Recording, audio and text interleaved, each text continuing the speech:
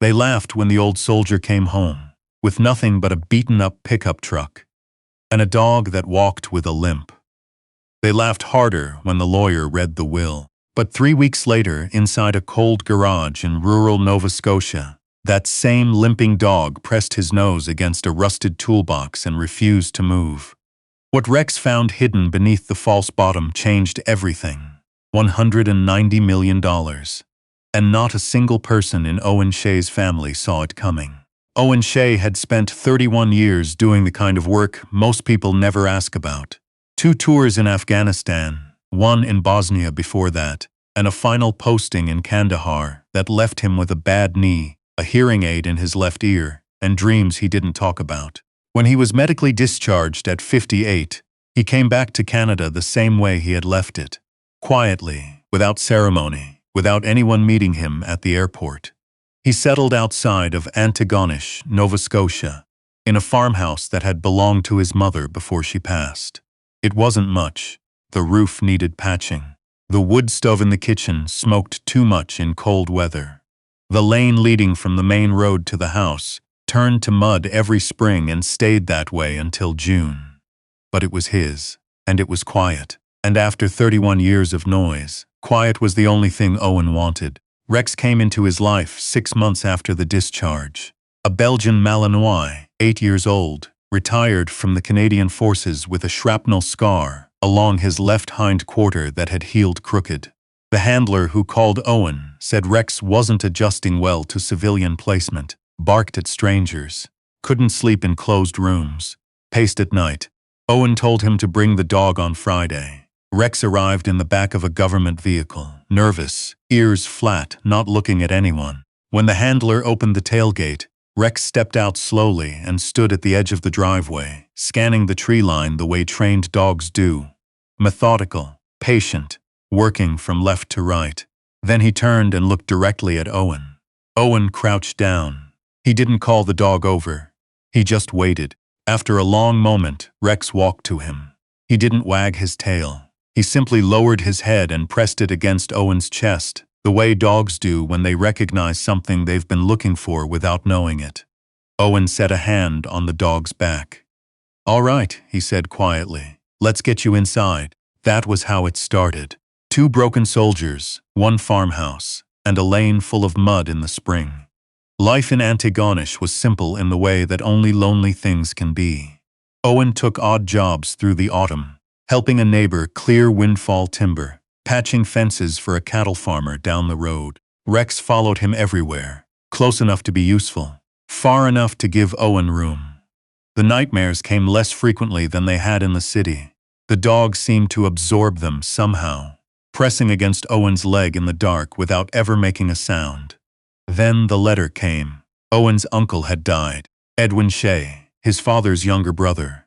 A man Owen had not seen in over 20 years. Not since a Christmas gathering at the old family house in Truro that had ended badly. The way holiday gatherings always ended badly when there was money involved and not enough of it to go around. Edwin had been a difficult man, sharp, private, and stubborn in the particular way that people who build things from nothing tend to be. He had started a small marine salvage company in the 70s, expanded it into offshore equipment leasing in the 80s, and sold it at the right time in the 90s to a firm out of Halifax.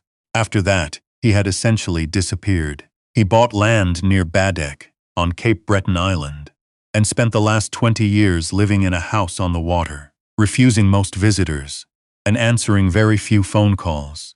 The estate lawyer's name was Mrs. Petra Connolly. She called Owen on a Wednesday morning, and her voice had the particular flatness of someone who had delivered news like this many times before.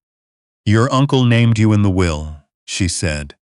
Owen stood in the kitchen, looking at the frost on the window glass.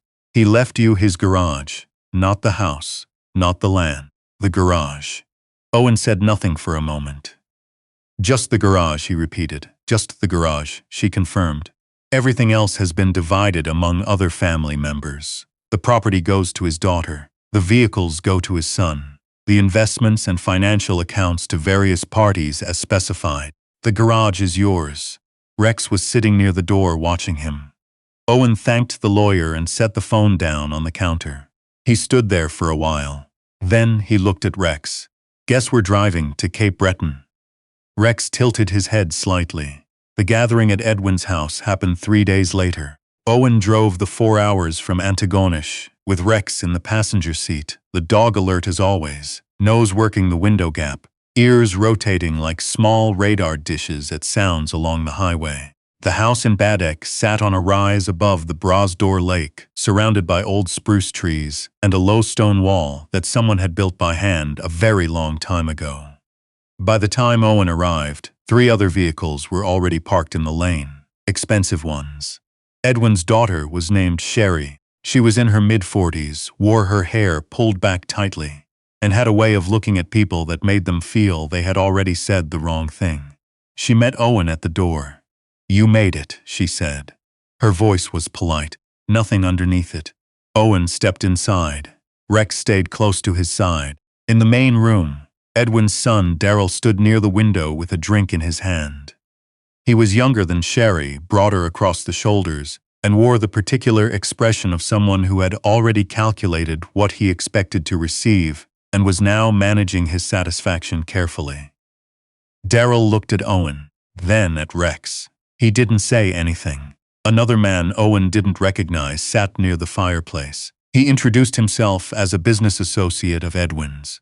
He had flown in from Toronto. He seemed very interested in the contents of the room and very uninterested in the other people in it. Mrs. Connolly arrived at 1 o'clock and sat at the dining table, with her briefcase and her folders. The reading was efficient. She moved through each item with careful precision. The house and surrounding land to Sherry, the vintage car collection to Daryl, the investment portfolios and accounts, split among 3 parties according to Edwin's instructions, various personal items distributed as noted, a donation to a maritime heritage society. Then she reached the last item. To Owen Arthur Shea she read, "I leave the workshop garage on the eastern edge of the property, along with all tools and contents therein." Daryl looked up from his drink. "That's it?" he said. Mrs. Connolly closed the folder. "That is correct." Sherry glanced at Owen with something that might have been pity, might have been amusement. Daryl set his glass down. He looked at Owen for a moment, then shook his head. "Edwin always had a sense of humor," he said. He laughed once, short and dry. "A whole garage full of old tools." "Congratulations." The man from Toronto said nothing, but he smiled. Owen sat quietly. Rex lay beside his chair, head on his paws, watching the room the way he always watched rooms, slowly, systematically, looking for things that didn't fit. Owen thanked Mrs. Connolly and stood up. Sherry stopped him near the door. "I hope you're not planning to make a scene about this," she said quietly. Owen looked at her. He was a head taller, and he had the kind of stillness that comes from years of training, the ability to be completely calm in situations that would make other people loud. "I'm not," he said. She studied him for a moment. "Good." Owen and Rex walked outside into the cold Cape Breton air. The garage stood on the eastern edge of the property, about 40 yards from the main house, behind a stand of old spruce. It was large, 2 bays wide, built from cinder block, with a steel roof that had turned rust orange at the edges. The door was padlocked with a heavy-duty lock. Mrs. Connolly had given Owen a ring of keys. The 3rd key fit. The door swung open. Inside, the garage smelled of old grease, iron, and the particular dry cold of a space that had been sealed for a long time. A long wooden workbench ran along the left wall, covered in tools, wrenches, clamps, files, levels, cans of lubricant, coils of wire. A drill press stood in the corner. Old marine equipment was stacked along the back wall. Rope, chain, anchor fittings, diving gear from another era. In the center of the garage floor sat a large, heavy chest, steel, painted navy blue, the kind of military surplus lockbox used for equipment storage. About 4 feet wide, 3 feet tall. Rex walked past the workbench. He stopped at the chest. His nose moved slowly across the surface, left to right, top edge, front panel, down to the base. He stopped near the lower left corner of the front panel and stood very still. Owen watched him. "Rex, what is it?" The dog didn't move. He pressed his nose harder against the metal near the base. Owen walked over and crouched beside the chest. He ran a hand along the corner where Rex was focused. The paint there was slightly different. Same color, same finish, but the texture was off. Like something had been applied over something else. A patch. An addition. He pressed it. Nothing. He pressed harder. Still nothing. He sat back on his heels and looked at Rex. The dog looked back at him, then down at the corner again. Owen went to the workbench and came back with a flashlight. He aimed it along the base of the chest. There, a seam so fine it was nearly invisible, running along the bottom 2 inches of the front panel. A false front. The base of the chest was thicker than it should be. He pulled a thin pry bar from the workbench. He worked it carefully into the seam. Pressure. Steady pressure. The panel shifted. Then it released. Owen set down the pry bar and pulled the false front away from the base of the chest. Behind it, in a space approximately 2 inches tall and 4 feet wide, were vacuum-sealed packages. Flat, dense, stacked horizontally. He pulled one out. It was rigid, sealed tight, and heavier than it looked. He found the edge and broke the seal. Inside were bearer bonds. Thick, formal documents, Canadian. Older issuance, but still redeemable. He checked the denomination on the first one. He sat back slowly. Rex sat beside him and watched. Owen went through the packages one at a time. He laid them on the concrete floor of the garage in a row, careful and methodical, the way he had been trained to approach everything that required precision. When the last package was open, he sat on the cold floor and looked at what was in front of him. He had no calculator. He counted manually, checked, counted again. $190 million in bearer bonds stored in a false-bottomed military chest, inside a cinder-block garage that nobody in his family wanted. Owen looked at the ceiling. The steel roof made a faint sound in the wind outside. Rex pressed against his side. Neither of them moved for a long time. It was the dog who broke the quiet, finally. Not with a bark, not with a whine. Just the slow thump of his tail against the concrete floor. Once, twice. Owen let out a breath. "Well, partner," he said. "Didn't see that coming." Behind the bonds, set flat against the back wall of the hidden space, was an envelope. Owen's name was written on the front in ink. Edwin's handwriting, cramped, angular, leftward-leaning, the way his uncle had always written. Owen opened it. The letter inside was 2 pages, handwritten on plain paper. He read it slowly. There on the cold concrete with Rex beside him and the wind picking at the steel roof overhead. Owen.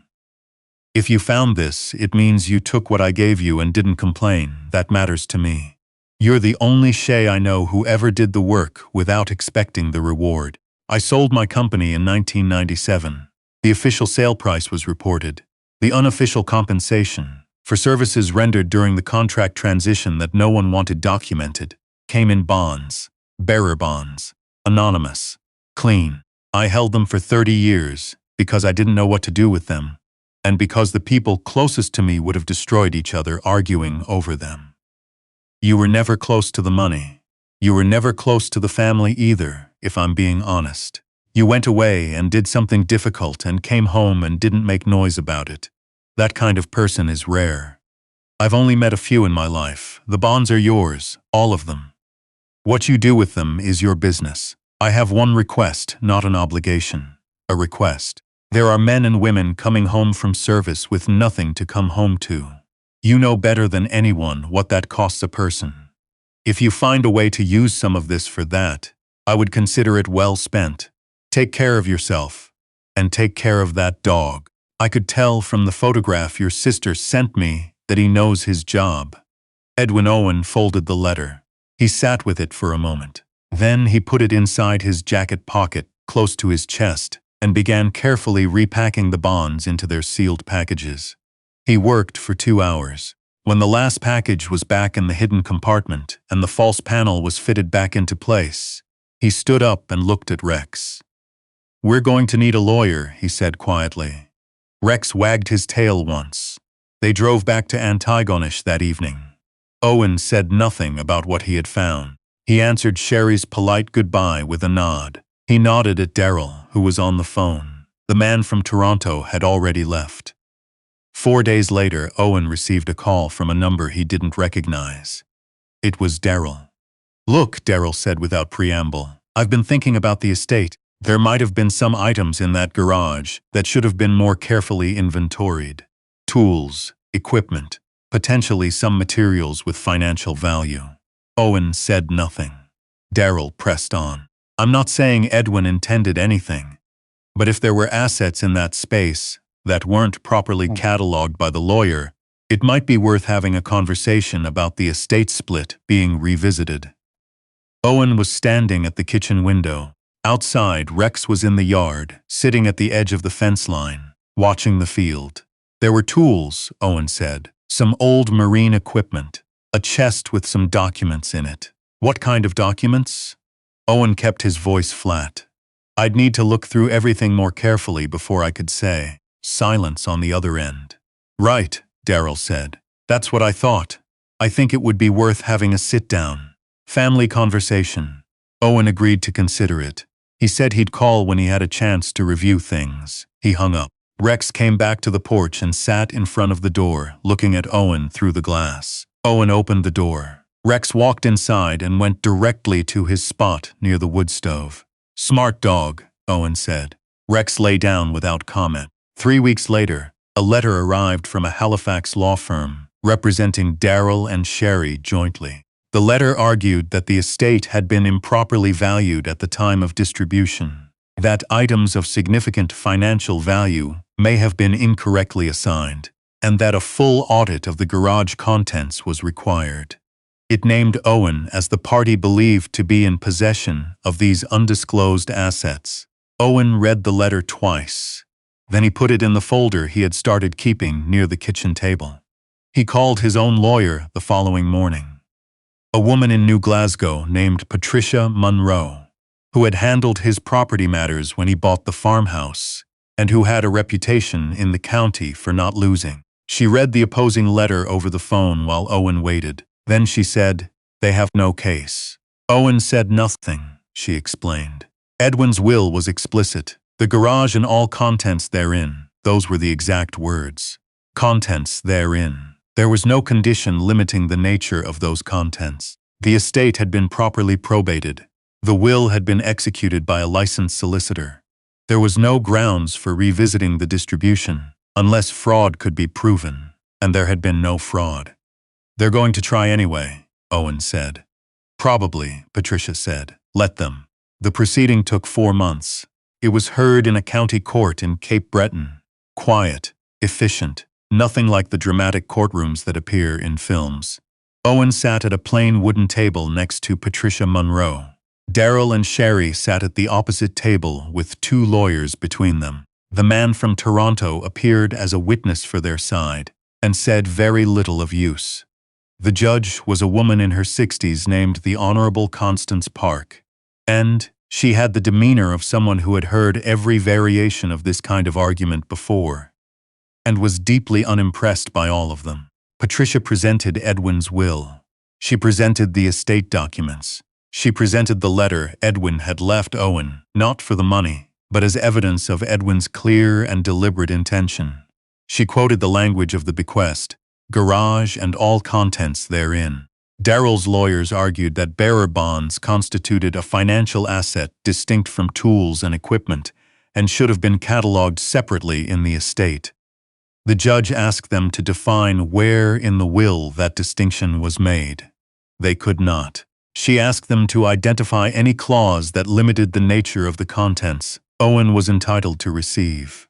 There was none. She allowed them to present their remaining arguments, listened without expression, and then delivered her ruling. "The will is clear," she said. "The bequest is clear. There is no evidence of fraud, concealment, or improper conduct on the part of the defendant. The contents of the garage, whatever their nature, were legally transferred to Owen Arthur Shea by the testator's explicit instruction. The estate distribution stands." Gavel. Daryl stared at the table. Sherry looked at the wall. Owen thanked Patricia outside the building. The sky over Cape Breton was heavy and gray, the kind of spring sky that can't decide whether it wants to rain. Patricia shook his hand. "Go home," she said. "Take care of that dog." Owen smiled slightly. That was the second time someone had told him that. The drive back to Antigonish took longer than usual. Owen stopped once near Ald's Cove to let Rex out of the truck for a few minutes. The dog stood at the edge of the grass and looked out over the strait. The water was flat and dark.